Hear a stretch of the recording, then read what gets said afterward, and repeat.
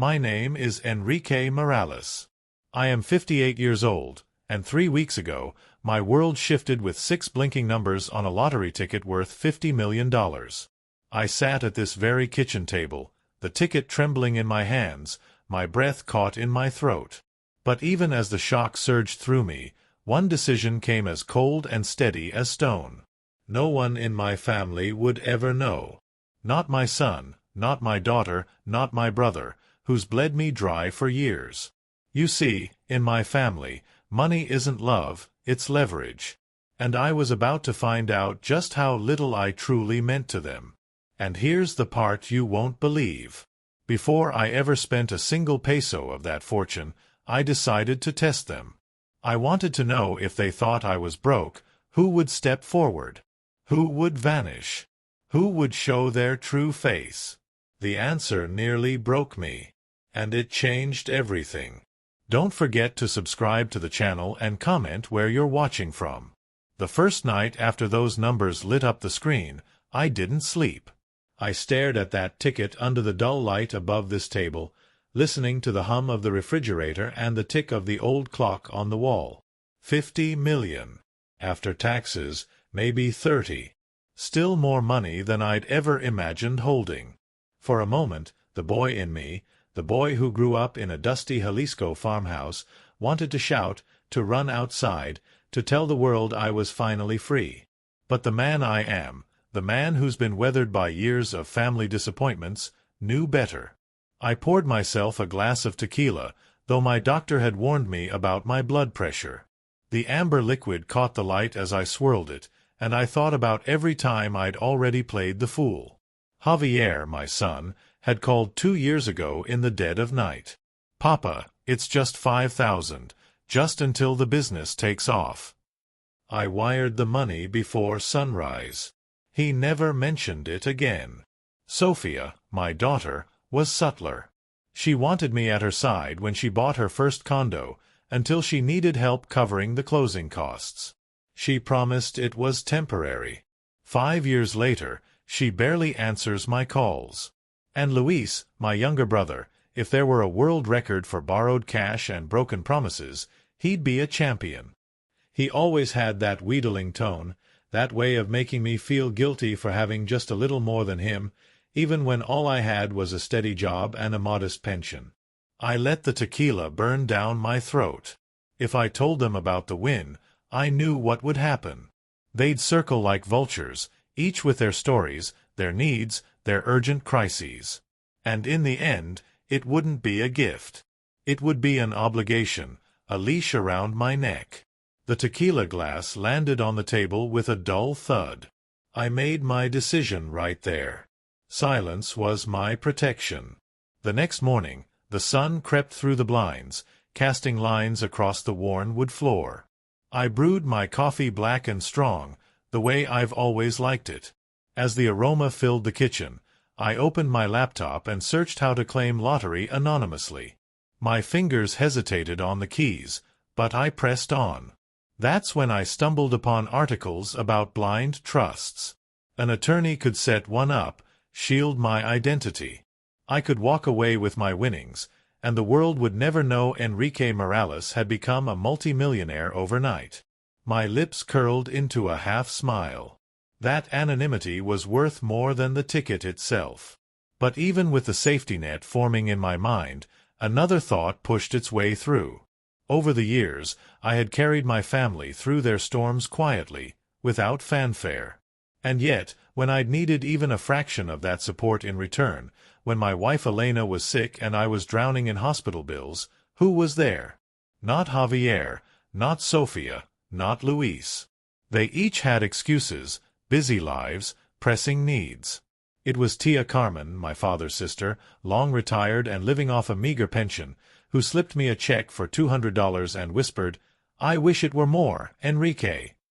That memory stung. It stayed with me as I sat at the computer, scrolling through names of attorneys downtown. I picked up the phone and dialed a number I found on a firm's website. A woman's voice answered crisply. "Garcia y Asociados, how may I direct your call?" "Yes, I said, my voice lower than usual. I need to schedule an appointment with SRA Linda Garcia. It's regarding estate and financial planning. There was a pause on the other end. We have an opening tomorrow morning at 10 o'clock. Will that work? That'll do, I said, scribbling the address on a notepad. As I hung up, the silence of the house pressed in again. My home was modest, a one-story place with creaking floors, the paint outside peeling a bit more each year. It suited me, though. After Elena passed, I hadn't had the heart to move. This was where we'd lived our last days together, where her laughter had once echoed in the kitchen. The thought of filling these rooms with the sound of relatives begging for handouts made me feel sick. That night, I sat on the porch as the streetlights flickered on. My neighbor, Señor Lopez, waved as he took his dog for a walk. I raised a hand in return, thinking how blissfully unaware he was of the slip of paper in my pocket that could buy every house on this block. I envied his ignorance. My phone buzzed on the table beside me. A text from Luis. Enrique, hermano, can we talk? I'm in a bit of a jam. I didn't reply. Not yet. I stared at those words, my jaw tightening. This was exactly why I couldn't tell them. The ink wasn't even dry on my miracle, and already the familiar claws were reaching. I pocketed the phone, stood, and went inside. The next morning, I dressed in my best jacket, navy blue, with buttons that had grown a little loose, and took the elevator up to the 10th floor of a glass high-rise downtown. The lobby smelled of polished marble and money. Linda Garcia greeted me with a firm handshake. She was around my age, with silver hair pulled neatly back, eyes sharp behind her glasses. "Señor Morales," she said warmly, "let's step into my office." I followed her in, clutching the envelope in my pocket like it was a lifeline. Once the door shut, I laid the ticket on her desk. For a moment, her eyebrows shot up, but she recovered quickly, professionalism wrapping around her like a cloak. "I see," she said softly. "Well, you've come to the right place. We can protect your identity, Señor Morales, but first, we need to discuss your intentions. What do you want this money to do for you?" Her question lingered in the air. I opened my mouth, then closed it. What did I want? Security, yes. Freedom, certainly. But more than that, I wanted truth. I wanted to know once and for all if my family cared for me or for what I could provide. "I want to keep this quiet," I said finally. "And I want to make sure if I decide to help anyone, it's on my terms." Linda nodded. "Then we'll begin with a blind trust. It will take a few weeks, but once established, the funds will be untouchable by anyone but you." I breathed out, relief mixing with dread. On the bus ride home, I stared out the window as the city blurred past. I thought about the years behind me, about every holiday where I'd been a wallet instead of a guest, every phone call that started with pleasantries but ended with requests. And I thought about what Linda had asked me. "What do you want this money to do?" That night, the idea came to me, slow at first, then with undeniable clarity. I wouldn't tell them about the winnings. Instead, I would test them. I would tell each one the same story, that I had lost money, that I was on the verge of losing my home, that I needed help. Just a small amount compared to what I'd given them over the years. I wanted to see, when the tables turned, who would show up and who would walk away. I sat at this table, pen scratching against paper, writing down names: Javier, Sofia, Luis, my sister-in-law Carmen. Each one who had ever taken, borrowed, or demanded. I even wrote Tia Maria's name, though my gut told me she would help if she could. As I wrote, my chest tightened. Was this cruel? Perhaps. But after a lifetime of being the one who carried everyone else, I needed to know. I needed the truth, no matter how bitter. The house was quiet when I finished. I folded the paper, slipped it into my pocket, and blew out the candle on the table. The flame flickered once before vanishing into smoke. Tomorrow, I would make the first call. And so began the test that would unravel everything I thought I knew about family, about loyalty, about love. I lay awake long after midnight, the notebook with my family's names folded neatly inside my pocket. The house was still, the way it had been since Elena passed. I used to think silence was the cruelest companion a man could have. Now, after years of being drained by the very people who called themselves family, I had learned to treat silence like an ally. It didn't take from me. It didn't lie. It didn't disguise need as love. My mind kept circling back to the past, replaying moments I once tried to bury. The first time I realized that money would always come before me in this family was when I was 17. I had just gotten accepted into the Universidad de Guadalajara. I remember walking into the kitchen, letter in hand, heart pounding with pride. My mother smiled faintly, but my father shook his head. "We can't afford it, Enrique. Not unless you take out loans." Luis was sitting at the table, younger than me by 5 years, slurping cereal. He didn't look up. That night, while my parents argued about the cost, my mother whispered, "Maybe Luis will make it easier on us one day. He's got the charm." Charm, she called it. I had to work hard. Somehow, charm always seemed more valuable in their eyes. I carried 2 part-time jobs to pay my way through school. I never asked for their help again. But whenever Luis wanted something, summer camp, books, his first car, they found a way. Sometimes it was my savings they borrowed. Sometimes it was a check with my name on it. I told myself it was fine. He was younger. He'd grow out of it. But Luis never grew out of anything. He grew into a man who believed the world owed him. And somehow, that debt always seemed to be mine. Life with Elena was different. She grounded me. She was steady, soft-spoken, a schoolteacher who believed small acts of kindness were worth more than any peso. We lived modestly. A small house, wallpaper peeling at the edges, but filled with laughter. We raised our children, Javier and Sofia, in that house. Those years, before the cracks began to show, were the only time I ever felt secure in my family. We didn't have much, but what we had felt enough. Then illness came, and it was like someone had tilted the ground beneath our feet. Elena's diagnosis, lung cancer, shattered everything. She had never smoked a day in her life.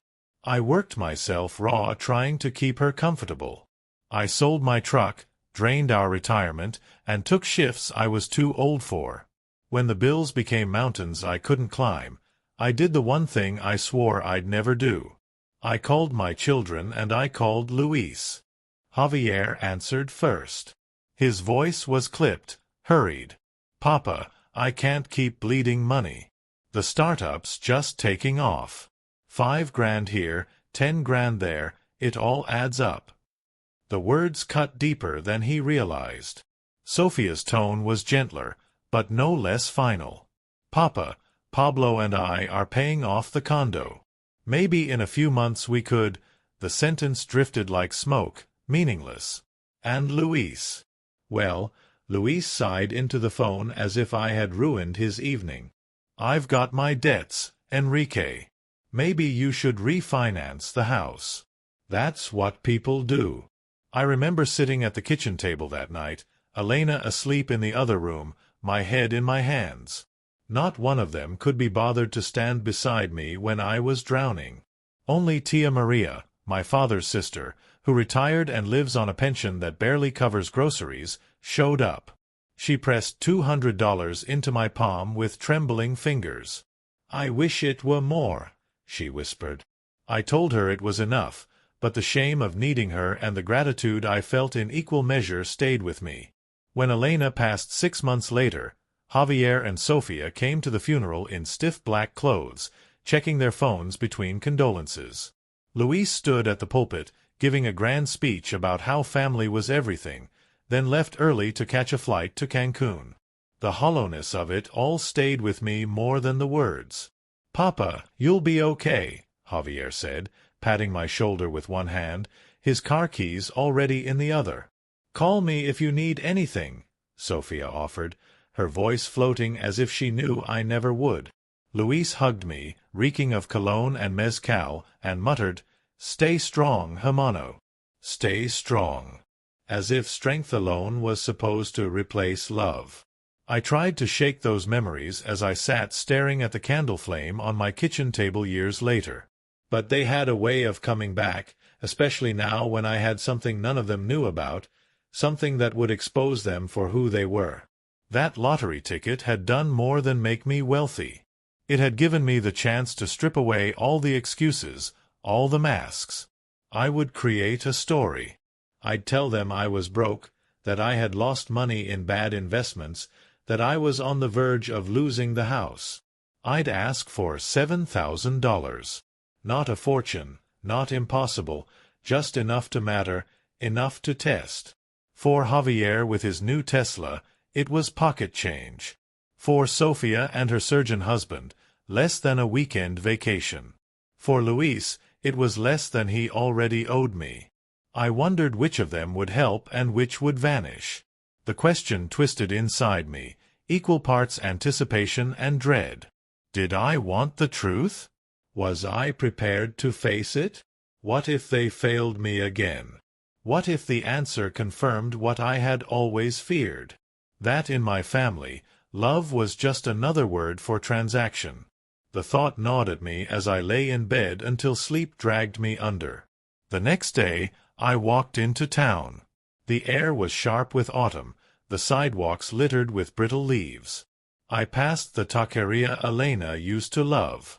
We'd sit there on Sunday mornings, sharing coffee, sometimes with Tia Maria joining us, hunched over her crossword puzzle.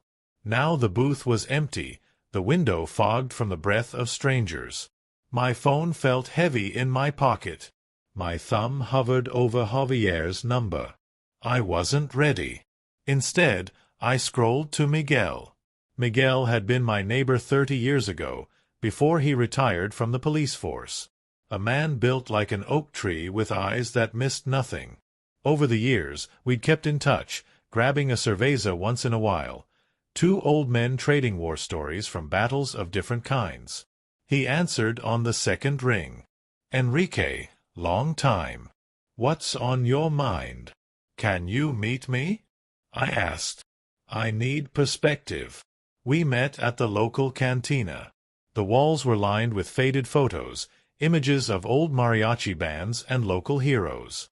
Miguel slid into the booth across from me. His hands folded, his gaze steady. I told him everything, about the ticket, the money, the silence I planned to keep, and finally the test. He didn't interrupt. His jaw worked as if chewing the weight of it all. When I finished, he leaned back and let out a long breath. "If you test them, Enrique, be ready for the answer. Once you see who they are, you can't unsee it." "I need to know," I said. My voice cracked more than I intended. He nodded. "Then do it. But protect yourself. Write it down. Record it. Not for them, for you. So when they try to twist the story later, you'll remember exactly how it went." I swallowed hard. He was right. My family had always been masters at rewriting history. I'd need proof, not for court, not to shame them, but to anchor myself when doubt crept back in. That night, I came home and sat once more at the kitchen table, the same table where I had mourned Elena, where I had eaten countless silent meals, where I had stared at the ticket that changed everything. I pulled out a worn leather notebook, the one Elena had given me years ago, and wrote across the first page in firm letters, "The test." Beneath it, I listed their names: Javier, Sofia, Luis, even Carmen, my sister-in-law, and finally Tia Maria. My pen pressed so hard the ink bled through the paper. For each, I left space to record their answers. When I finished, I closed the notebook and rested my hand on its cover. The candle flame flickered once, twice, then steadied. In the quiet, I whispered into the room, "Let's see who truly stands beside me." The clock ticked past midnight. Tomorrow, the calls would begin. The morning after, I wrote their names down in the leather notebook. I woke before the sun. The house was quiet, but my mind was already restless, rehearsing the lines I would need to say. 4 years, my family had heard me as the steady one, the dependable one, the man who carried weight without complaint. Now, for the first time, I would ask them to imagine me faltering. That alone felt foreign on my tongue. I brewed a pot of coffee, black as tar, and sat at the table with a pad of paper, sketching out the words I thought might sound believable. "The company I invested in collapsed," I murmured, testing the phrase in the silence. "The bank is circling. I need 7,000 just to keep the house." The words felt strange, heavy, but they carried the ring of truth. After all, it wasn't so far from the truth. I had nearly lost this house once before when Elena was sick. Maybe that was why I knew how to phrase desperation without embellishment. I imagined their reactions as I wrote.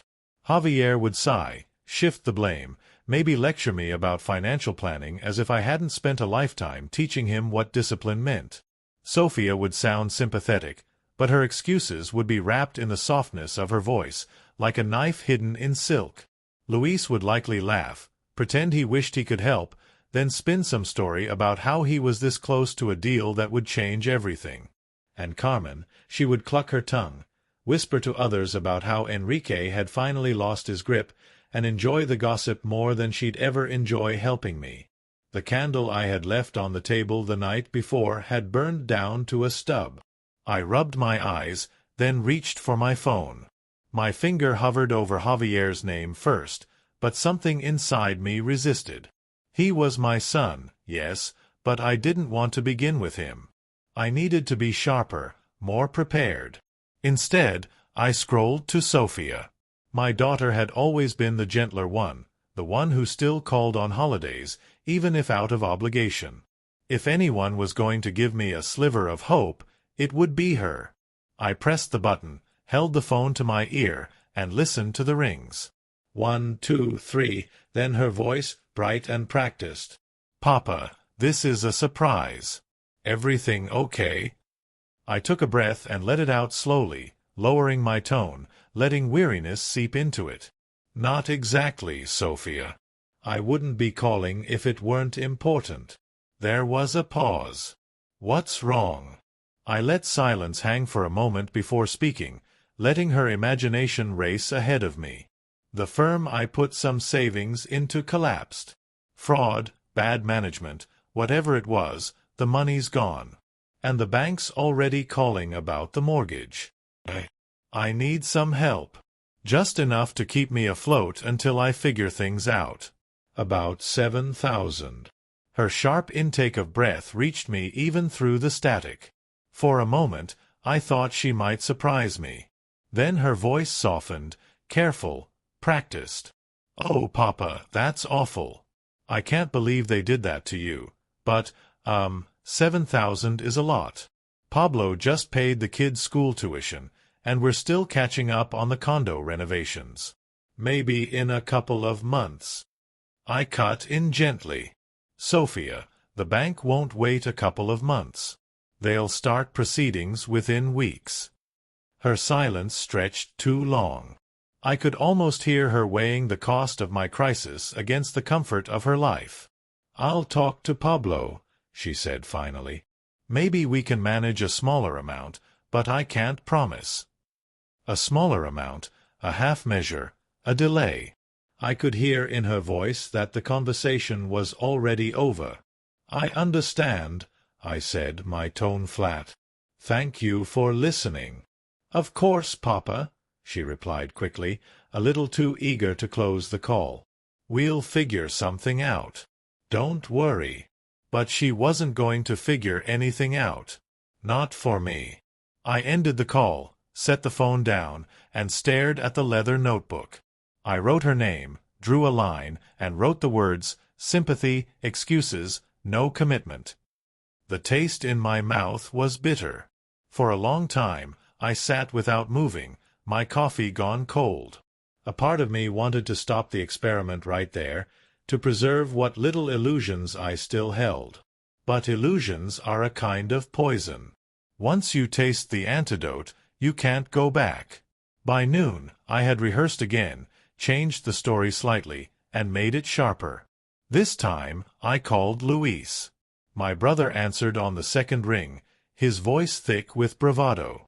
Enrique, long time. Hermano. How's the quiet life? Not so quiet, I replied. I've run into trouble. Trouble. He laughed. Don't we all? I didn't return the laugh. The truth is, I made some bad investments. Lost a good chunk of money. The bank is circling the house. I need $7,000 to cover things until I can sort it out. He didn't miss a beat. 7? Hell, I don't even have 700 lying around. Times are tough, you know.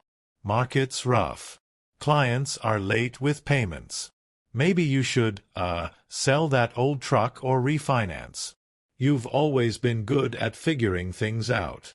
Luis, I said evenly, I helped you with more than that when you needed it. When you bought into that failed cantina, when you begged me for money after your divorce. I came through every time. The line was quiet for a moment. Then he sighed. Yeah, well, that was different. Family helps family, right? You'll figure this out. You always do. Family helps family, I repeated softly, tasting the irony. He changed the subject, then asked if I'd seen the Chivas game, as if we hadn't just trampled over decades of imbalance. I ended the call shortly after, wrote his name in the notebook, and noted, no money, deflection, empty platitudes. By late afternoon, the house felt heavier, as if the walls themselves absorbed the weight of the answers I was collecting. I walked outside to clear my head, crunching leaves beneath my boots. But every sound seemed to echo with their refusals. I thought of Elena, wondered what she would say if she were here. She'd probably tell me not to torture myself, not to measure love in pesos. But even she would admit this was never about pesos. It was about whether love existed at all. As dusk settled, I lit another candle and returned to the notebook. 2 names, 2 failures. Sophia with her excuses. Luis with his deflections. I poured myself a tequila, the ice clinking sharply, and prepared for the next call. Javier's name stared back at me like a challenge. When I finally dialed, it was already dark outside. The only light in the house was the flickering flame and the glow of the phone screen. Javier answered on the 4th ring, his voice impatient. Papa, everything okay? I'm in the middle of something. I drew in a steady snab. System. Teddy breath. Not really. I wouldn't be calling if it weren't serious. I made some investments, and they collapsed. I'm short on the mortgage. I need $7,000 to hold the bank off. There was a pause, then a sharp laugh, humorless. Papa, you should have known better. At your age, gambling with investments. Come on, I can't just hand over $7,000. I've got payroll to cover, a new office lease, and a product launch. You should have planned. The words landed like stones. I kept my voice even. Javier, I planned my whole life. I gave you money for your business when no one else believed in it. I sacrificed for you. I'm asking you for the first time. His tone hardened. And I appreciate that, but I can't. You'll figure it out. You always do. The echo of Luis's excuse. I closed my eyes, swallowed the bile rising in my throat. I see, I said simply. Look, Papa, I'll call you later. Got to run. He hung up before I could answer. I stared at the dead phone line, the weight of silence pressing in again. Slowly, I wrote his name in the notebook. Dismissive, lectures, refusal. The tequila glass felt heavy in my hand. 3 calls, 3 answers, 3 proofs of what I had long suspected but never wanted to face. The candle's flame bent as if to the weight of my grief. I leaned back in my chair and whispered to the empty room, "So this is what family means." The clock ticked toward midnight, and outside, the world carried on as if nothing had changed. But in my house, everything had. The experiment had begun, and already it was revealing more than I was ready to bear. And yet, I knew deep in my bones I couldn't stop now. Tomorrow, there were more names to call, and by the time I reached the end of the list, I would know exactly who they were, and who I was without them. Morning light slipped through the blinds, a pale gray that made the kitchen feel colder than it was. The notebook still lay on the table where I had left it the night before, the pages already scarred with notes from the first 3 calls. Asterisk Sophia. Sympathy wrapped in excuses. Luis. Deflections and empty platitudes. Javier. Lectures and refusal. Asterisk each name carved a deeper line into the truth I had been afraid to face. I ran my hand across the leather cover, almost hoping the words would smudge, that they might blur into something softer. But ink doesn't lie. I poured myself a cup of coffee, though it did little to steady me. My chest felt heavy with the weight of the conversations replaying in my head. 4 years I had let myself believe that maybe, just maybe, if I ever needed them, they would come. Now, the illusion was breaking, and I wasn't sure I could gather the pieces back together. Still, I had started this test, and there were more names to call. The next one was Carmen, my sister-in-law, Luis's wife. If there was one person who had perfected the art of judgment, it was her. At family gatherings, she never missed a chance to remind me that I lived in such a quaint house, her smile thin, her words lined with sugar and spite. She had once told Elena, within my earshot, "Enrique's reliable. Maybe too reliable. People like that never really get ahead, do they?" I had let it pass then, but the memory stuck. Now it was her turn. I scrolled to her name, pressed the call button, and listened. She answered on the second ring, her voice clipped, efficient. "Enrique, to what do I owe the pleasure?" I forced a weary sigh. "Carmen, I wouldn't call if it weren't serious. I've run into trouble." "Oh." There was curiosity in her tone, but no warmth.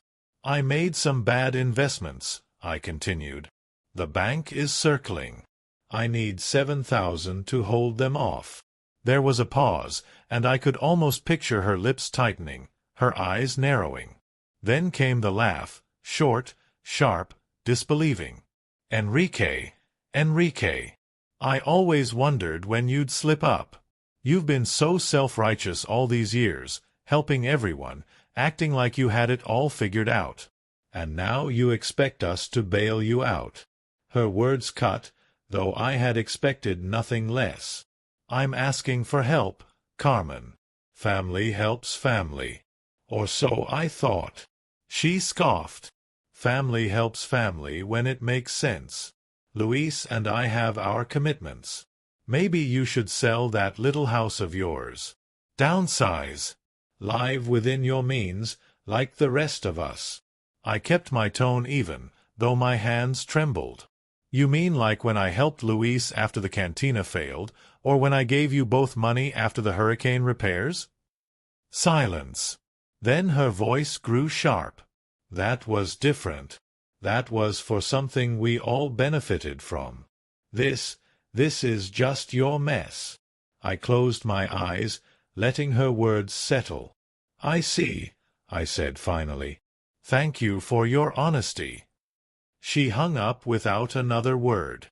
I stared at the phone in my hand, the deadline humming in my ears. Slowly, I wrote her name in the notebook. Scorn, judgment, no help. The bitterness sat in my chest like a stone. 4 calls, 4 failures. I took a long swallow of tequila, though the sun had barely risen. The taste burned, but not enough to dull the ache. By midday, I was pacing the living room, the notebook open on the coffee table. My eyes drifted to the last name I had written the night before, almost as an afterthought, Tia Maria. Dear Tia Maria, who had given me $200 when no one else would. She was the last person I expected to test. She had so little. But fairness demanded I call her, too. Still, I hesitated. If Tia Maria failed me, I wasn't sure I could bear it. And if she helped, it would be at a cost she couldn't afford. My thumb hovered over her number for what felt like hours. Finally, I set the phone down and stepped outside. The crisp autumn air cut through my thoughts, grounding me. I walked aimlessly through the neighborhood, past children playing, past a couple arguing quietly on a porch. The world moved on, oblivious to the quiet war I was waging within myself. By the time I returned home, the sun was dipping low, painting the sky in shades of orange and pink. The notebook still lay on the table, waiting. I couldn't avoid it forever. I picked up the phone, dialed, and waited. Her voice answered, warm, familiar. "Enrique, it's been too long. How are you?" I swallowed hard. "Not so good, Tia Maria. I wouldn't be calling if it weren't important." Her tone shifted instantly, concern lacing every word. "What's wrong?" I let the silence stretch before answering. "I lost money. Investments went bad. The bank's coming for the house. I need $7,000 to keep it." There was no hesitation. None. "Oh, Enrique," she breathed. "That's terrible. Of course, I'll help. I don't have 7, but I can get 3. It's nearly all my savings, but you need it more." Her words hit me harder than all the refusals combined. I gripped the phone tighter, my throat closing. "Tia Maria, I can't." "No arguments," she interrupted gently. "Family helps family, and you've always been there for me. It's my turn." Tears stung my eyes, unexpected and unwelcome. I turned my face away, though no one could see me. "Thank you," I whispered, my voice breaking. "Don't you thank me," she replied firmly. "Just promise me you'll be okay. Promise me this won't break you." "I promise," I said, though my heart knew it was already broken. We spoke a while longer about small things, her health, her garden, the books she was reading. When we hung up, the silence in the house felt different. Not heavy, but alive, echoing with her kindness. I opened the notebook, wrote her name, and for the first time that week I didn't write failure. Instead, I wrote, * gave almost all she had. No hesitation. True. * I sat back, staring at the words until they blurred. The candle flickered beside me, casting long shadows across the room. For days I had been peeling back the layers of my family, exposing rot where I had hoped for strength. And now, here was the one person with the least to give, offering me more than anyone else. It wasn't the money that moved me. It was the instinct, the immediacy of her love. No calculations, no excuses, just giving because that's what you do when you love someone. It was both a balm and a wound. A balm because it proved love could exist. A wound because it showed how deeply the others had failed. I closed the notebook, placed my hand on its cover, and sat in the dim light. Tomorrow there would be more calls, more truths to uncover. But tonight I let myself sit with the only truth that mattered, that sometimes the richest soul is the one with the least in their pockets. The clock ticked on, the tequila glass empty, the candle burning low. Outside, the world settled into sleep. Inside, I whispered into the silence, "I see you, Tia Maria, and I won't forget." The morning after my call with Tia Maria, I woke with swollen eyes. I hadn't cried in years, not even at Elena's funeral, at least not where anyone could see. But last night had broken through something in me. The way Tia Maria had offered what little she had without hesitation, without judgment, it had both comforted and wounded me in ways I couldn't fully name. I had written her words in the notebook, *true*, and stared at them until the ink blurred. It was the only entry that didn't burn. I sat at the table now, the notebook closed but heavy in front of me. 4 refusals, one act of kindness that cut me deeper than all the cruelty combined. I should have felt vindicated. Instead, I felt hollow, as though each conversation had taken another piece of me. For the first time, I wondered if I had made a mistake, not with the test itself, but with my capacity to endure it. The phone rang mid-morning. I didn't recognize the number at first, but when I answered, the familiar voice steadied me. "Enrique, it's Miguel. I was thinking about what you told me. Are you free today?" I hesitated, staring at the tequila glass still on the table from last night. "I'm free." "Good," he said. "Meet me at the cantina in an hour. Bring that notebook." The drive was short, but my hands gripped the steering wheel tighter than they should have. When I stepped into the cantina, Miguel was already waiting at a table in the corner, 2 mugs of coffee steaming between us.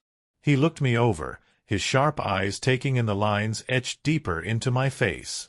"You've been calling," he said, not as a question. I sat across from him and placed the notebook on the table. He tapped it with one finger, then slid it closer. "Let's hear it." So I told him, every call, every excuse, every silence that hurt more than the words themselves. And finally, Tia Maria's voice, offering what little she had. Miguel leaned back, shaking his head slowly. "I wish I could say I'm surprised, but I'm not. People show their true selves when giving costs them something. That's why most don't bother." "I feel like I'm tearing myself apart," I admitted. "Every time I dial, I hope to be wrong. And every time I'm not." Miguel studied me. "So stop hoping.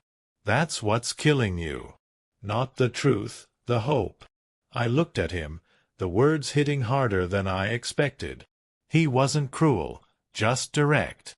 That was always his way. "I need something," I said quietly. "Something that keeps me grounded. Proof. Because I know what'll happen. Later, when the guilt creeps back in, when they look me in the eye with their sweet words and promises, I'll start to wonder if I imagined it all. I'll start to question myself."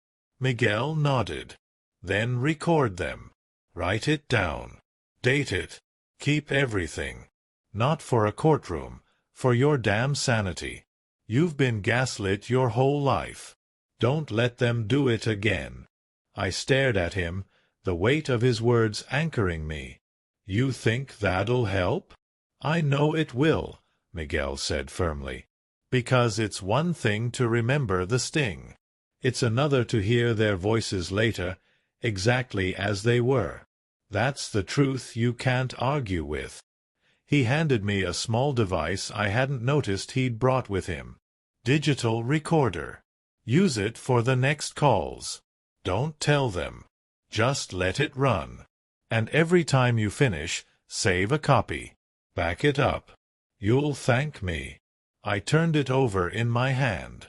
It was simple, small enough to fit in my pocket, but it felt heavier than gold. "Miguel," I began, but he cut me off. "You don't have to thank me. I've seen this too many times. Families who bleed a man dry, then call him selfish when he finally says no. You're not the first. You won't be the last." We sat in silence for a while, sipping coffee that had already gone lukewarm. Finally, he said, "There's one more thing. You've got to stop apologizing. You've spent your whole life cushioning their feelings. Don't soften it anymore. Ask directly. See how fast the mask slips." The words lodged deep in me. I realized then that every call so far, I had softened the blow, tried to give them an easy out. Maybe part of me still wanted to protect them from themselves. Maybe part of me still wanted to protect myself from the sting. But Miguel was right. If I was going to see the truth, I had to stop patting it with hope. That evening, I sat back at the kitchen table, the recorder beside my phone, the candle flickering low. I pressed the button, watched the red light blink, and dialed the next number. My cousin Diego, he wasn't on the original list, but after the past few days, I wanted to widen the circle. He had borrowed from me once, years ago, to cover gambling debts. Promised to pay me back. Never did. The phone rang, then his voice, cheerful. "Enrique, long time. What's up?" I let the weariness drip from my voice. "I'm in trouble, Diego. Investments went bad. The bank is threatening foreclosure. I need $7,000 to keep the house." His laugh was too loud, forced. "Oh man, that's rough. 7, huh? That's a chunk. I'd love to help, really, but you know how it is. Things are tight. Tell you what, I'll put you on my prayer list." The hypocrisy made my teeth ache. "A prayer list?" I repeated flatly. Yeah, he said quickly. "That always helps me." "Not as much as cash would," I replied. Silence, then the sound of him clearing his throat. "Well, good luck, cousin. I'm sure you'll figure it out." He hung up before I could say another word. I looked at the recorder, its red light still blinking, capturing every syllable. Proof.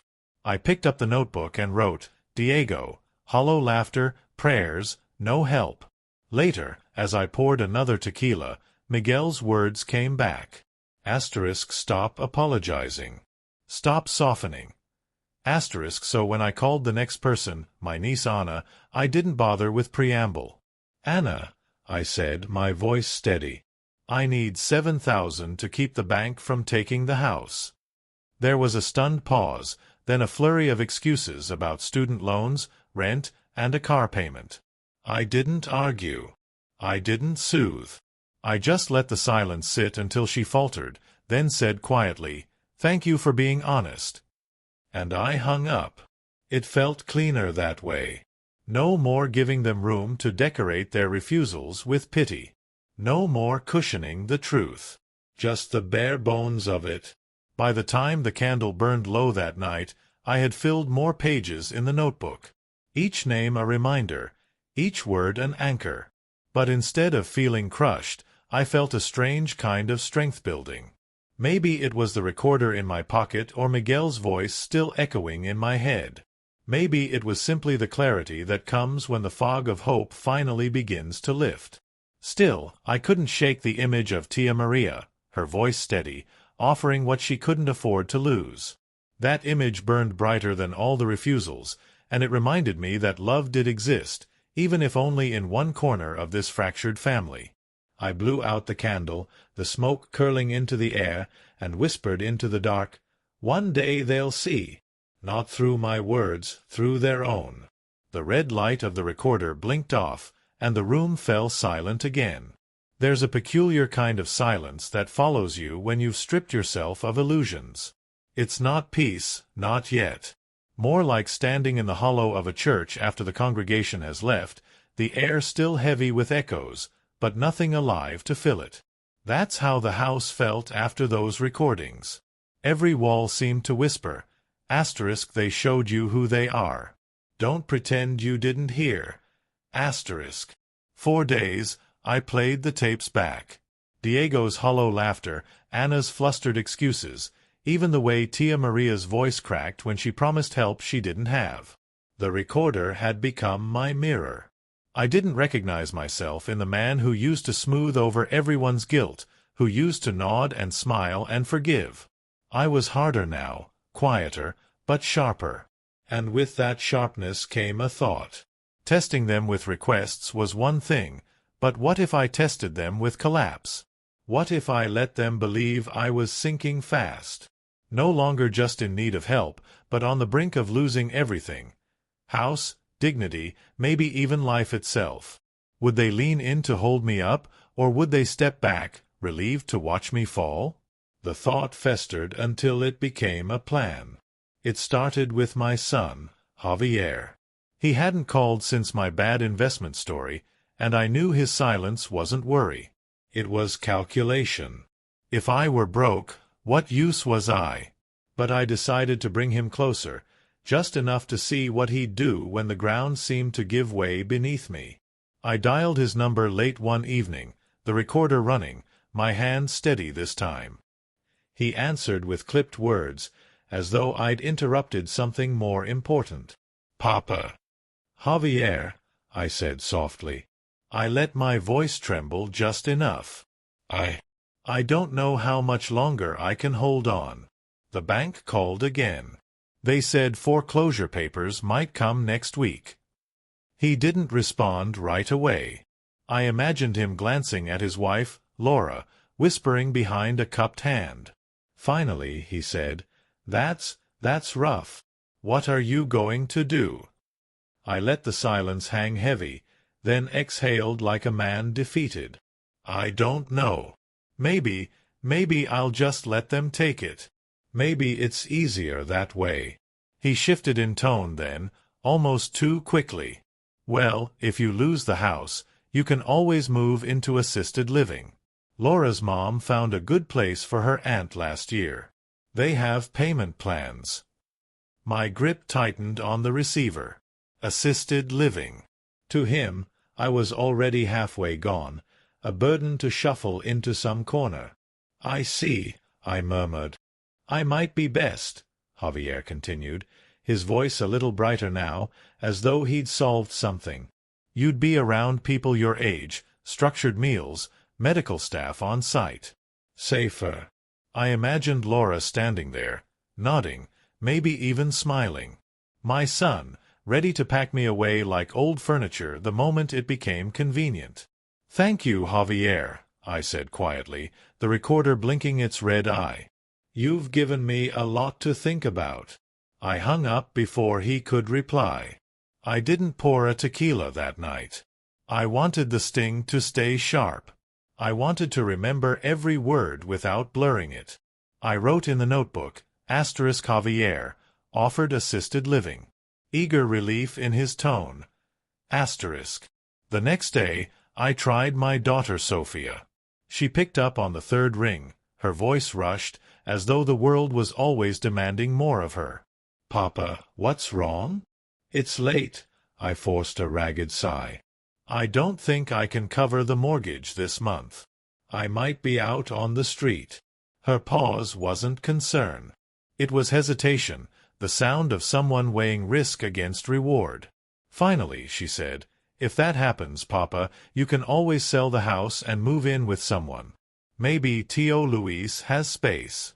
Or, those retirement villages aren't so bad." "Would you take me in?" I asked quietly, letting the question fall like a stone in still water. Silence stretched so long I thought the line had gone dead. Then her voice came, thin, rehearsed. "Papa, it's complicated. The kids, the space, you'd be uncomfortable." "Of course," I said, swallowing the acid rising in my throat. "I wouldn't want to burden you." "That's not what I meant," she rushed. But I cut her off. "Thank you, Sophia.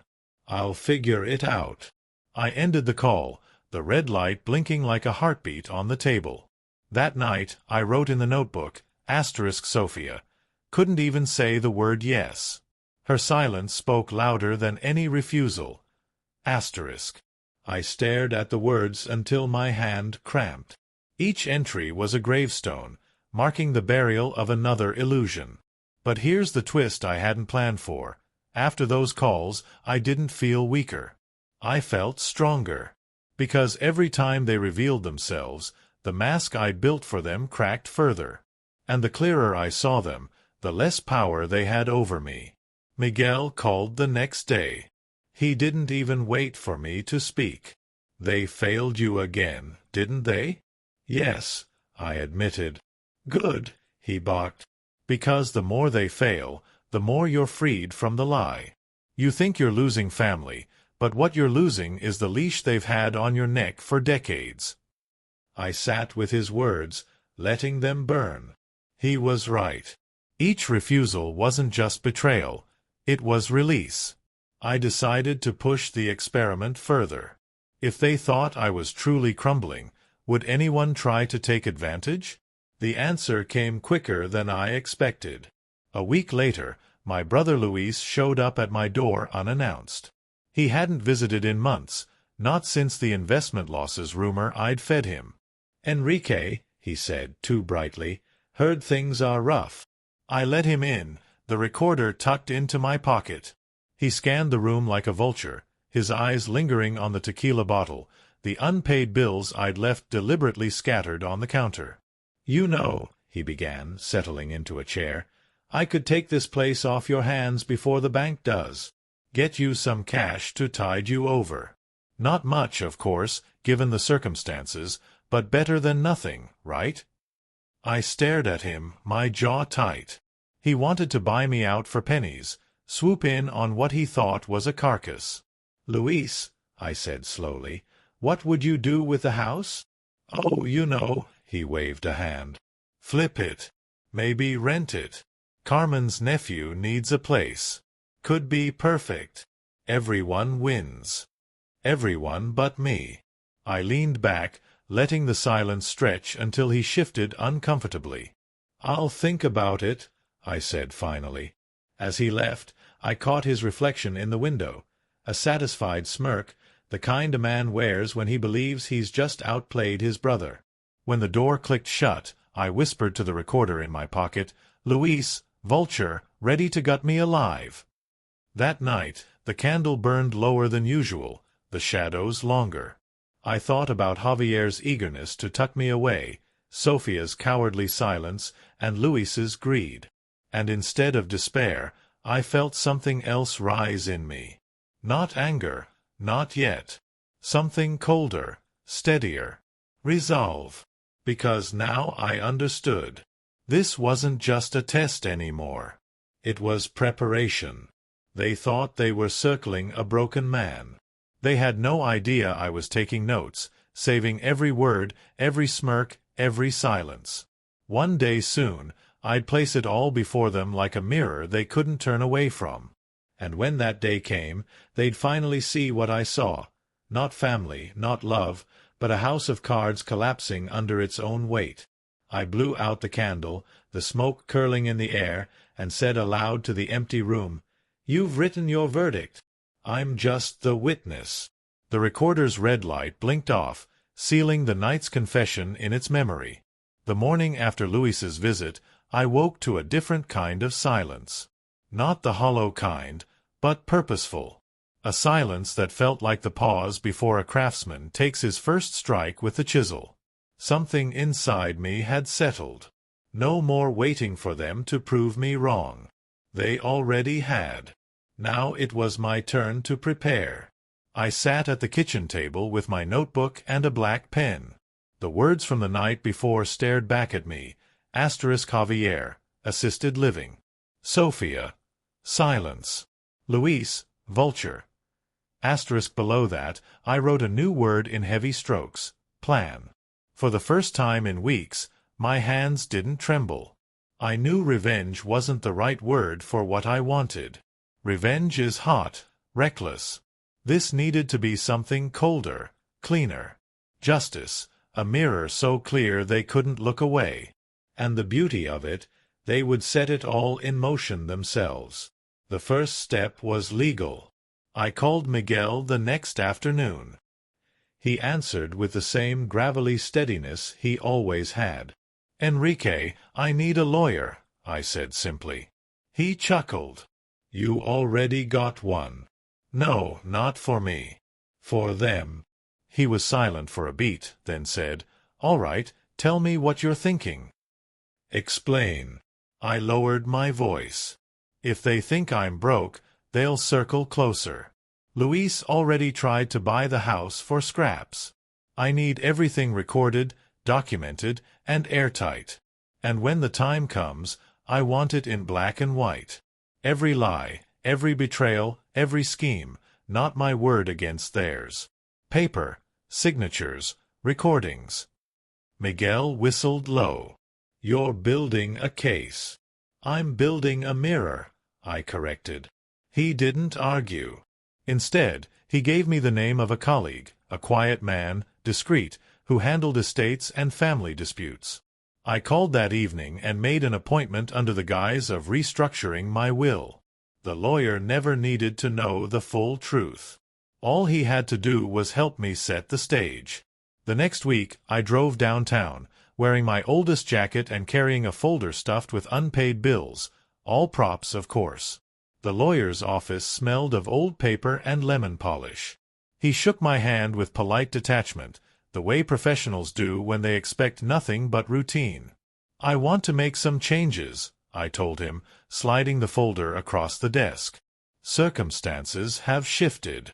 We talked for over an hour. I asked about how wills worked, how estates were divided, and what rights children or siblings could claim. He explained patiently, never suspecting that each detail was another brick in the wall I was building. By the time I left, I knew exactly how to structure things so that when the truth surfaced, they couldn't twist it. That night, I wrote in my notebook, "Mirror-framed, glass still hidden." But legal papers were only one piece. The next step was financial. Money, after all, was the stage on which they revealed themselves, and I still had $50 million waiting quietly in accounts they didn't know existed. I made an appointment at the bank, this time in a suit I hadn't worn in years. The young manager greeted me with professional warmth, but I saw the flicker in his eyes when I slid the documents across his desk. Accounts opened under trust names, not linked to mine directly, ironclad privacy clauses. "Are you sure you want this level of separation from your family, Señor Morales?" he asked. "Positive," I said without hesitation. "If anything happens to me, I want the money protected, untouchable." He nodded, clicking his pen. "Then you'll need trustees." "Who do you trust?" I smiled faintly. "Not family." By the time I left, every peso was locked away in vehicles they couldn't sniff out, let alone touch. On the surface, I was broke, drowning. In reality, I was more secure than I'd ever been. The test of my preparations came sooner than I expected. Sophia showed up one Sunday afternoon, unannounced. She stood at my doorstep, clutching a casserole dish like it was a peace offering. "Papa," she said, forcing a smile, "I thought you might want company." I let her in, watching carefully. Her eyes darted to the stack of fake bills I'd left in plain sight. She sat at the table, hands fidgeting with the dish towel. "Sophia," I said softly, "it's good to see you." She nodded, then blurted, "Papa, have you thought about selling the house? It's too much for you alone. And if the bank's breathing down your neck," her voice trailed off. I tilted my head.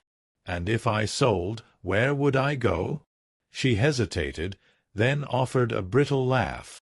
"Well, Javier mentioned an assisted living place, or you could come stay with me, I suppose. Just for a little while." It sounded generous on the surface, but I heard the catch. Just for a little while. Long enough to ease her conscience, not long enough to inconvenience her. I smiled gently. "That's kind of you, Sophia. I'll think about it." She left soon after, casserole untouched. The moment the door closed, I whispered into the recorder, *Sophia, appearance of help. Reality, containment. A few days later, Javier called again. His tone was brisk, businesslike. "Papa, Laura and I talked. We think it's best if you downsize now, before things get ugly. If you sign the house over to us, we'll take care of the payments. That way, you won't have to worry." I gripped the receiver tighter. "Sign the house over to you?" "Yes, it's practical. You can stay here for a bit, but eventually we'll move in. It's a win-win. For him, maybe. For me, it was exile from my own life." I let my voice quiver. I'll need time to think." "Don't take too long," he pressed. "The bank won't wait." I hung up, my chest tight. But instead of despair, I felt that cold resolve deepen. Every word, every offer, They were digging their own graves, and I was just holding the shovel steady. That night, Miguel came over. We sat on the porch, the autumn air sharp with the smell of burning leaves. "They're closing in," I said quietly. "Good," Miguel replied. "The closer they come, the more they reveal. Just don't rush. Let them think they're winning." I nodded. "The hardest part is not showing my hand." Miguel sipped his coffee, then looked at me with a glint in his eye. "When the time comes, Enrique, you won't just show them your hand. You'll show them the whole deck." And then came the twist I hadn't expected. One evening, as I was cleaning up the kitchen, the phone rang. It was Luis again, his voice syrupy. "Enrique, hermano, I've been thinking, why let the bank take everything? I could help. I'll buy the place tomorrow, cash. No paperwork delays, no foreclosure shame. Just clean and easy." I knew exactly what he was doing, trying to swoop in before anyone else could. But instead of anger, I felt a curious calm. "Luis," I said slowly, "come by tomorrow. We'll talk." After I hung up, I stared at the recorder on the counter. Tomorrow, the mask would slip even further, and I would be ready. Because the foundation was set, legal documents, hidden money, secure evidence piling higher every day. They thought they were circling a dying man. In truth, I was circling them. I closed the notebook, blew out the lamp, and whispered to the darkness, "You wanted leverage. Now you'll have it, just not the way you think." Morning light fell across the kitchen table, catching the rim of my coffee mug. I had slept little the night before, my mind pacing even if my body lay still. Luis was coming today. The man who had shared my blood, my childhood, and more than once my trust, only to drain it dry. I knew he'd arrive wearing his best smile, carrying promises that smelled like rot. I pulled my notebook closer and wrote a single line. Today, he shows his hand. By noon, the knock came, sharp, impatient. I opened the door to find Luis standing there in his leather jacket, one hand already reaching into his pocket as though ready to deal. "Enrique," he said warmly, too warmly, "you're looking good." I let my eyes linger on him. "Come in." He stepped inside, glancing at the bills stacked on the counter, the faint smell of coffee and old wood wrapping around us. He didn't sit until I gestured, while he began slapping a folded envelope on the table. "Let's not waste time. I know you're in a bind. I'm here to help." "Help?" I echoed. "Yes.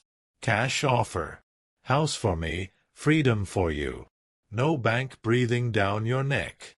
You can pocket something, move somewhere smaller, live easily."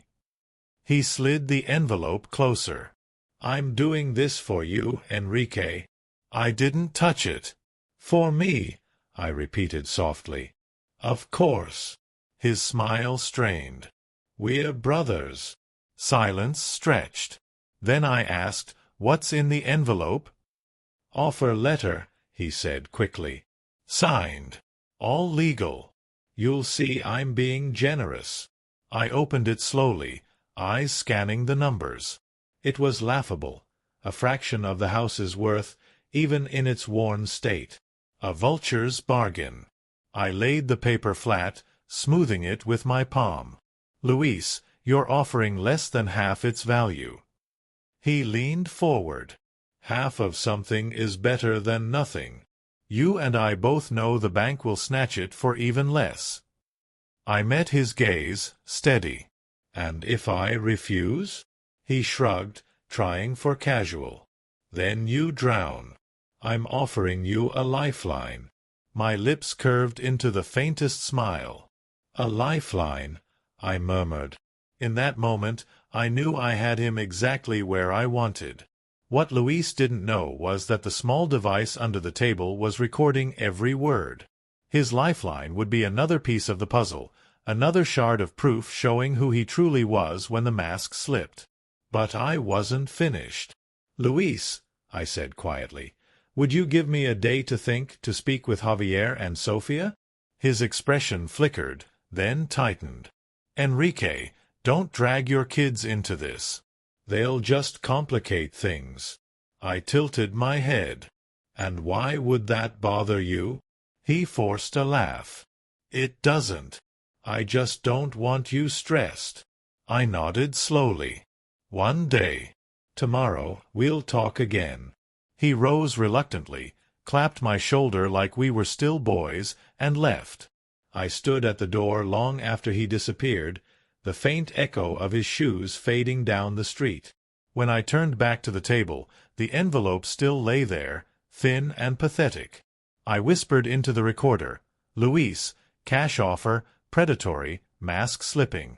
That evening, I made 2 phone calls. First to Javier. He answered on the second ring, his voice tight. "Papa, Tio Luis came by," I said simply. "What did he want?" His tone sharpened.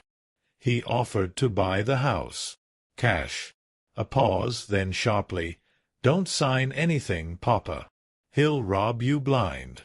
Better to put it under my name. That way, it stays in the family." "In the family," I echoed. "And where would I live?" "We'd figure it out. You could stay here a while, or at Sofia's. Look, Papa, the house is too much for you. Let me take it on. Luis can't be trusted." "Neither can you," I almost said, but bit it back. Instead, I murmured, "I'll think on it." "Don't wait too long," he warned. "Luis moves fast." After we hung up, I scribbled in the notebook, "Javier, protective language, self-interest beneath." Next, I called Sofia. She answered, breathless, children chattering in the background. "Papa, everything okay? Your Tio came by." "Oh, God. What did he want this time?" "He offered to buy the house." Silence, then cautiously, "Did you consider it?" "I told him I'd think." "Sofia, if I sold, where would I go?" She hesitated, then sighed. "You know, you could stay with us, just for a little." "But, Papa, maybe selling isn't the worst idea. At least then you wouldn't have the bank hounding you." I closed my eyes. "And you'd be comfortable with Luis owning the house?" Her voice dropped. "Better him than losing everything. Better him. Better a vulture than facing her own guilt." I thanked her softly and ended the call. In the notebook, Sofia, passive, will surrender for peace of mind. Later that night, Miguel came by again. We sat in the dim light of the porch, the hum of crickets loud in the still air. I handed him the envelope. He read it, snorted. "He's gutting you. I know. You're not considering this." I shook my head. "No, but I want them to believe I am. Tomorrow, Luis will return. I'll let him think he's won." Miguel's eyes narrowed. "Be careful, Enrique. They're showing you who they are, but don't let them pull you under in the process. Come by tomorrow. We'll talk." After I hung up, I stared at the recorder on the counter. Tomorrow, the mask would slip even further, and I would be ready. Because the foundation was set, legal documents, hidden money, secure evidence piling higher every day. They thought they were circling a dying man. In truth, I was circling them. I closed the notebook, blew out the lamp, and whispered to the darkness, "You wanted leverage. Now you'll have it, just not the way you think." Morning light fell across the kitchen table, catching the rim of my coffee mug. I had slept little the night before, my mind pacing even if my body lay still. Luis was coming today. The man who had shared my blood, my childhood, and more than once my trust, only to drain it dry. I knew he'd arrive wearing his best smile, carrying promises that smelled like rot. I pulled my notebook closer and wrote a single line. Today, he shows his hand. By noon, the knock came, sharp, impatient. I opened the door to find Luis standing there in his leather jacket, one hand already reaching into his pocket as though ready to deal. "Enrique," he said warmly, too warmly. "You're looking good." I let my eyes linger on him. "Come in." He stepped inside, glancing at the bills stacked on the counter, the faint smell of coffee and old wood wrapping around us. He didn't sit until I gestured, while he began slapping a folded envelope on the table. "Let's not waste time. I know you're in a bind. I'm here to help." "Help?" I echoed. "Yes. Cash offer. House for me, freedom for you. No bank breathing down your neck. You can pocket something, move somewhere smaller, live easily." He slid the envelope closer. "I'm doing this for you, Enrique." I didn't touch it. "For me," I repeated softly. "Of course." His smile strained. "We're brothers." Silence stretched. Then I asked, "What's in the envelope?" "Offer letter," he said quickly. "Signed. All legal. You'll see I'm being generous." I opened it slowly, eyes scanning the numbers. It was laughable. A fraction of the house's worth, even in its worn state. A vulture's bargain. I laid the paper flat, smoothing it with my palm. "Luis, you're offering less than half its value." He leaned forward. "Half of something is better than nothing. You and I both know the bank will snatch it for even less." I met his gaze, steady. "And if I refuse?" He shrugged, trying for casual. "Then you drown. I'm offering you a lifeline." My lips curved into the faintest smile. "A lifeline," I murmured. In that moment, I knew I had him exactly where I wanted. What Luis didn't know was that the small device under the table was recording every word. His lifeline would be another piece of the puzzle, another shard of proof showing who he truly was when the mask slipped. But I wasn't finished. "Luis," I said quietly, "would you give me a day to think, to speak with Javier and Sofia?" His expression flickered, then tightened. "Enrique, don't drag your kids into this. They'll just complicate things." I tilted my head. "And why would that bother you?" He forced a laugh. "It doesn't. I just don't want you stressed." I nodded slowly. "One day. Tomorrow we'll talk again." He rose reluctantly, clapped my shoulder like we were still boys, and left. I stood at the door long after he disappeared, the faint echo of his shoes fading down the street. When I turned back to the table, the envelope still lay there, thin and pathetic. I whispered into the recorder, "Luis, cash offer, predatory, mask slipping." That evening, I made 2 phone calls. First to Javier. He answered on the second ring, his voice tight. "Papa, Tio Luis came by," I said simply. "What did he want?" His tone sharpened. "He offered to buy the house. Cash." A pause, then sharply, "Don't sign anything, Papa. He'll rob you blind. Better to put it under my name. That way, it stays in the family." "In the family," I echoed. "And where would I live?"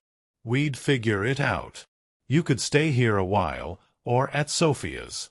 Look, Papa, the house is too much for you. Let me take it on. Luis can't be trusted." "Neither can you," I almost said, but bit it back. Instead, I murmured, "I'll think on it." "Don't wait too long," he warned. "Luis moves fast." After we hung up, I scribbled in the notebook, "Javier, protective language, self-interest beneath." Next, I called Sophia. She answered, breathless, children chattering in the background. "Papa, everything okay? Your Tio came by." "Oh, God. What did he want this time?" "He offered to buy the house." Silence, then cautiously, "Did you consider it?" "I told him I'd think." "Sophia, if I sold, where would I go?" She hesitated, then sighed. "You know, you could stay with us, just for a little." "But, Papa, Maybe selling isn't the worst idea. At least then you wouldn't have the bank hounding you. I closed my eyes. And you'd be comfortable with Luis owning the house? Her voice dropped. Better him than losing everything. Better him. Better a vulture than facing her own guilt. I thanked her softly and ended the call. In the notebook, Sophia, passive, will surrender for peace of mind.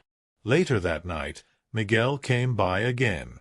We sat in the dim light of the porch, the hum of crickets loud in the still air. I handed him the envelope. He read it, snorted. He's gutting you. I know. You're not considering this. I shook my head. No, but I want them to believe I am. Tomorrow, Luis will return. I'll let him think he's won. Miguel's eyes narrowed. You're baiting him. Exactly. Every word, every gesture. I want it on record. When the time comes, they won't just be greedy. They'll be complicit. Miguel leaned back, exhaling smoke into the night. You're colder than I thought, Enrique. I met his gaze. Colder is the only way to survive this. The next day, Luis arrived early. He smelled of aftershave and ambition. Well, he said, dropping into the chair. I slid the envelope back across the table. I'm leaning yes, but I need one assurance. He perked up. Anything. If I sell, I want to stay here for a few months until I find a place. He waved a hand. Of course, of course. You'll have time. His eagerness betrayed him. I nodded, feigning relief. Then let's do it. But Luis, keep this between us. No need to upset the kids until it's final. He grinned. Smart man. The recorder caught every word. That night, I replayed the tape, listening to Luis's voice dripping with false concern, then Javier's sharpness, Sophia's passivity. The picture was nearly complete. But as I sat there in the quiet, a strange thought struck me. Maybe the house wasn't the prize at all. Maybe it was the stage. The place where all their choices would be revealed, publicly, undeniably. I wrote one final note that night. House equals stage. Truth equals curtain. And with that, the outline of the end began to take shape. The morning the plan settled into place, I woke before dawn. The house was still, quiet as a church. I sat at the kitchen table with the blinds half closed, watching the first streaks of light crawl across the floorboards. In front of me lay the contract Luis had brought, his laughable numbers glaring up like an insult. Next to it, my old recorder sat waiting, a silent witness that had captured every promise, every betrayal. I brewed a pot of coffee, poured a mug, and stared at the steam rising. My hands didn't shake anymore. The fear had burned itself out. What remained was something colder, heavier, resolve. That afternoon, I dialed Javier first. He answered briskly, almost expectantly. Papa, you made a decision. I have, I said evenly. I've spoken with Luis. I'm leaning toward selling, but I want you and Sophia here when I finalize it. Tomorrow night, 6 o'clock, in the living room. There was a pause, then his voice sharpened. Papa, don't let him talk you into this. You should sign the house over to me instead. At least then it stays in the family. I cut in, I'm not debating it over the phone. Tomorrow. 6. He exhaled hard. Fine, but you'll regret it. I wrote the words in my notebook. You'll regret it. Next, I called Sophia. She sounded distracted, kids clamoring in the background. Papa, what's wrong? I've decided, I said simply. Meeting tomorrow, 6 o'clock. You, Javier, and your Tio. I want everything settled. Her silence stretched. Then she whispered, if that's what you think is best. Best. I let the word hang in my mind like a question with no answer. Finally, I phoned Luis. He was all charm. Enrique, I knew you'd see reason. Tomorrow, then? Perfect. I'll bring the papers. Good, I said. 6 o'clock. When I hung up, the house felt different, charged, as though the walls themselves were bracing for what was to come. The next day passed slowly. I cleaned the house with deliberate care, polishing the table, vacuuming the worn rug, and setting out chairs in the living room. Every detail mattered. This wasn't a family gathering. It was a stage, and tomorrow the curtain would rise. As I worked, I remembered Sunday dinners from decades ago. Elena setting the table, the kids giggling, Luis cracking jokes too loudly. Back then, this house felt like the center of gravity. Now it was nothing but a trap they couldn't see yet. In the evening, Miguel came by, carrying his thermos of black coffee. He stepped inside, eyes scanning the room. "You're dressing it up," he said. "It needs to look ordinary," I replied. "The more ordinary it feels, the less they'll see it coming." He sat, sipping slowly. "You sure you're ready for this?" I met his gaze. "I've been ready since the day that ticket hit my hand." He nodded, then leaned forward. "So, walk me through it." I laid it out. Tomorrow night they'd all gather. Luis would bring the contract. Javier would press his claim. Sofia would try to make peace. And I would sit, listening, recording, letting them show themselves. At the end, when every mask had dropped, I would pull back the curtain. Miguel gave a low whistle. "Cold. Surgical." "It has to be," I said. "This isn't revenge. It's truth." But deep down, I knew it was both. The next evening, the sun dipped low, staining the windows gold. I set the recorder beneath the table, hidden but ready. The contract lay beside me, untouched. At 6 sharp, the knock came. Luis entered first, swaggering in every step, papers tucked under his arm. "Evening, Enrique," he said, clapping me on the back. "Let's make this quick." Moments later, Javier arrived, his jaw tight, eyes flicking instantly to the envelope in Luis's hand. "So it's true," he snapped. "You're considering this?" Sofia came last, quiet, her children left at home. She slipped inside like someone walking into a church before a funeral. We sat in the living room, the air thick. I let the silence stretch before I spoke. "Tonight," I said, "we settle this once and for all." Luis leaned forward, dropping the papers on the coffee table. "Here it is. Cash deal. No bank, no waiting. You sign, Enrique, and you walk free." Javier barked a laugh. "Free? He's robbing you." "Papa, don't be a fool. Sign the deed over to me. Keep it in the family. I'll make sure you're taken care of." "Taken care of?" Luis scoffed. "You'll bleed him worse than I ever would." "Better me than you," Javier shot back. Sofia raised her hands, voice trembling. "Stop it, both of you. This isn't about us. It's about Papa being safe." Their voices rose, clashing like knives in a drawer. I sat still, my hands folded, letting it unfold. Finally, Luis slammed the table. "Enrique, choose. Right now." I looked at him, then at Javier, then at Sofia. Their faces told the story better than any words. Greed, desperation, fear. Family, stripped bare. I let the silence stretch until even the air seemed to lean in. Then, softly, I said, "Do you know what this house is?" They blinked. "It's not wood and nails. It's not square footage or equity. It's a mirror. And tonight, you've all shown me exactly who you are." Luis frowned. "What the hell are you talking about?" I reached beneath the table and clicked off the recorder, sliding it into view. The red light blinked once before dying. Javier stiffened. Sofia's eyes widened. Luis paled. "Every word," I said coldly. Every threat, every bargain, every plea, recorded. The room froze. You came here tonight thinking I was cornered, I continued. But you were the ones on stage. And the truth you've shown, that's worth more than any house.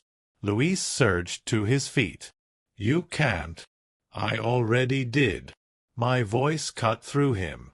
And tomorrow, the bank will hear it. The lawyer will hear it. And if I need to, the world will hear it. So sit down. He did, slowly. I looked at Javier, his face red with anger, and at Sophia, her eyes brimming with tears. This was never about saving me, I said. It was about what you wanted. And now I know. Silence filled the room, heavier than any argument. Finally, I stood, gathering the contract, folding it once, and sliding it back toward Luis. Take this with you, I said. It's worthless now. He didn't move. Javier muttered, Papa, you don't have to. I do, I interrupted, because tonight proves something. Money doesn't change people, it shows them. I walked to the door, opened it wide. Now leave. For a moment, no one moved. Then, one by one, they did. Luis stormed out first, his swagger gone. Javier followed, jaw clenched, muttering under his breath. Sophia lingered a moment, whispering, I'm sorry, Papa, before slipping into the night. When the door closed, I stood in the quiet house. The stage finally cleared. The curtain had fallen. But deep inside, I knew the play wasn't over yet. There was still one act left, the revelation I had saved, hidden from all of them. The truth about the ticket. And when that curtain rose, none of them would ever forget. The night after I sent them all out of my house, I didn't sleep. The silence was thick, broken only by the ticking of the clock on the mantel. I poured myself a glass of water, sat in the armchair, and stared into the dark. I replayed the scene again and again. Their raised voices, the greed that oozed from every word, the shock in their eyes when the recorder blinked. For years, I had told myself family was everything. Last night, I'd learned the truth. Family, when stripped of pretense, could be the hungriest wolves of all. But there was still one truth I hadn't laid bare, one they never saw coming. The ticket. I hadn't told anyone, not even Miguel. The fortune sat in an account, silent, untouched. They thought the house was the prize, but the house was just the bait.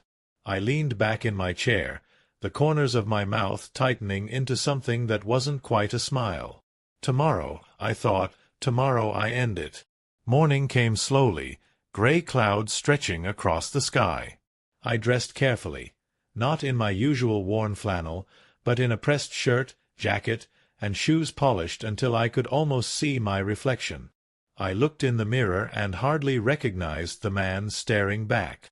For once, I didn't see the weary father or the brother being pushed around. I saw someone who still had the power to choose. At noon, Miguel knocked on the door. "You look like you're going to court," he said, eyes narrowing. "In a way I am," I replied. "Only the verdict's already written." He followed me to the car, silent. I drove to the bank, the envelope tucked in my inside pocket, not the contract Luis had waved around, not the fake deeds Javier had begged for. This envelope was plain, sealed, carrying the only thing that mattered, a copy of my claim, proof of the lottery account, proof that $50 million were already secured. My lawyer had drawn it up quietly weeks ago at my request. By the time I returned home, a storm was rolling in. The air was heavy, charged. I picked up the phone and dialed. "Sophia," I said, "bring Javier. Bring Luis if you must. Tonight, one last time. After this, there will be no more meetings." Sophia hesitated. "Papa, are you sure?" "Yes," I said firmly. "Tonight, 8 o'clock. The rain had started by the time they arrived, wipers squealing outside, headlights sweeping across the driveway. They came in dripping, unsettled, their eyes flicking to the empty table. No contract this time. No staged performance. Just me, the old armchair, and the envelope resting on the mantel. Javier was the first to speak. "Papa, what is this?" "Another trick." Luis scowled. "I don't have time for games." Sofia hovered by the door, her face pale. I gestured for them to sit. "This won't take long." For a moment, no one moved. Then, reluctantly, they settled. The storm rattled the windows, thunder rolling in the distance. "You came here last time," I began slowly, "thinking the house was everything, thinking I was cornered, desperate. You bared your teeth, and I saw you. But the house was never the prize." Their brows knit. "What are you talking about?" Javier asked, irritation rising. I rose, walked to the mantel, and took the envelope in my hand. The paper was stiff, the weight of it heavier than it should have been. "3 weeks ago," I said, "I won $50 million in the lottery." The words landed like stones in the silence. Javier blinked, confusion twisting into disbelief. "What?" Luis laughed, sharp and bitter. "You expect us to believe that?" Sofia gasped, covering her mouth, her eyes wide. I held up the envelope. "Inside this are the documents, proof, signed and sealed. I haven't touched a peso." "Not yet." For the first time, the room shifted. Their eyes weren't on me anymore. They were on the envelope, like wolves catching the scent of blood. Javier leaned forward, voice urgent. "Papa, if that's true, then we can fix everything. You don't need to struggle. I can help manage it. You need someone you can trust." Luis scoffed. "Trust? He'd blow it in a year. I've been handling deals my whole life, Enrique. Let me invest it for you. Double it in 5 years. Sofia shook her head fiercely. "No. Stop. Don't you see? This isn't about us. Papa, you should use it for yourself. For once, live for you." I let them speak, each word piling higher, greed and desperation mixing with denial. It was the same play, only the stage had changed. Last time it was the house. Tonight it was a fortune. And again they revealed themselves. I placed the envelope back on the mantel and turned to face them. "I wanted to see," I said quietly. "If you believed I was broke, who would stand by me? Who would care?" And I saw the answer. Now I wanted to see the other side. If you knew I had everything, who would you become?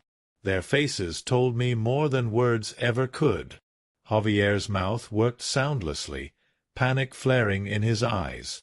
Luis looked ready to lunge across the room. Sofia's eyes filled with tears. "You failed both tests," I said, my voice steady as stone.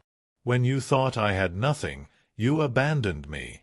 When you thought I had everything, you tried to claim it. Not one of you saw me. Not one of you cared what I wanted, only what I could give." Javier rose, fists clenching. "That's not fair. I'm your son. You were my son long before money entered the picture. I cut in. And long before tonight, you showed me exactly what I meant to you." Luis sneered. "So what now, Enrique? You going to cut us out? Leave us with nothing?" I stared at him, then at Javier, then at Sofia. My hands didn't tremble. My voice didn't waver. "Yes," I said simply. "Nothing." Sofia burst into sobs, crumpling into the couch. Javier cursed under his breath, pacing like a caged animal. Luis's face twisted, but he said nothing. I walked to the door and opened it wide, rain lashing the porch. "Get out," I said. No one moved. I said, "Get out." This time they rose. Luis stormed out first, muttering threats. Javier followed, his face pale, his eyes burning with something I didn't recognize. Sophia lingered, her tears cutting paths down her cheeks. "Papa, please don't shut me out." I met her eyes, the only one who had shown even a flicker of remorse. "You made your choice, Sophia. Tonight I made mine." Her shoulders shook as she turned and left. When the door closed, I stood alone in the silence, the storm still raging outside. The envelope lay untouched on the mantel. I picked it up, slid it into the drawer, and locked it away. For the first time in years, the house felt lighter. In the weeks that followed, the phone calls came, angry voicemails from Javier, pleading messages from Sophia, silence from Luis. I didn't answer. I didn't need to. The notebook sat closed on the table, its pages filled with their verdicts. The recorder held their voices, a mirror they could never shatter. But there was one call I did make. To Tia Maria. When she answered, her voice was warm, like sunlight breaking through clouds. "Enrique, mi corazón, how are you?" "I'm okay," I said, and for the first time in a long time, I meant it. "I need to tell you something." I told her about the ticket, the $50 million, the test, the truth. She listened without interrupting, and when I finished, she sighed softly. "Oh, Enrique, you carried so much alone. But you don't have to anymore. I want to do something for you," I said. "You gave me everything you had when I needed it. Now it's my turn." "No," she said firmly. "You keep it. Live, Enrique. Live for you and for Elena. That's what I want." I smiled, tears stinging my eyes. "I will. But I'm not letting you say no, either. You'll see." The next day, I met with my lawyer again. I set up a trust for Tia Maria, enough to ensure she'd never worry about bills or groceries again. The rest, I kept in the blind trust, untouchable, just as Linda Garcia had advised. I didn't need a mansion or a yacht. I needed a life that was mine. Months later, I sold the house. Not to Luis, not to Javier, not to anyone who saw it as a prize. I sold it to a young family, their eyes bright with the kind of hope Elena and I once had. I moved to a small apartment by the coast, where the air smelled of salt and the mornings were quiet. The notebook and the recorder came with me, not as burdens, but as anchors. Reminders of what was, and what could never be again. Sometimes, late at night, I'd play the tapes, not out of anger, but to remember. Not just their failures, but my own strength. And Tia Maria's voice, steady and true, reminding me that love, real love, doesn't ask for a receipt. I never heard from Javier, Sophia, or Luis again. And that was okay. The silence they left behind wasn't empty. It was freedom. The truth had already been spoken, recorded, etched into memory. I met with my lawyer, setting up trust foundations they'd never see. Not one peso would pass into their hands. Instead, scholarships would bear Elena's name, a wing in the local hospital, a shelter downtown, quiet legacies they'd never be able to twist into leverage. One afternoon, Miguel sat with me on the porch, sipping his black coffee. "You finally look at peace," he said. I nodded. "Because I am. I know who they are, and I know who I am." He studied me, then asked, "So what now?"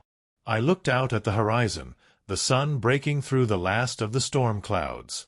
"Now," I said softly, "I live." And that was how it ended.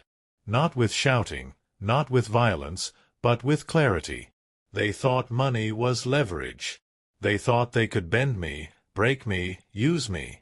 But the truth is, leverage only works if you allow yourself to be lifted or pressed down. I had finally stepped away from their game. The $50 million sat untouched still, but its true value had already been spent, in revealing the faces behind the masks, in cutting the strings that bound me. I was Enrique Morales, 58 years old. And for the first time in a long, long while, I was free.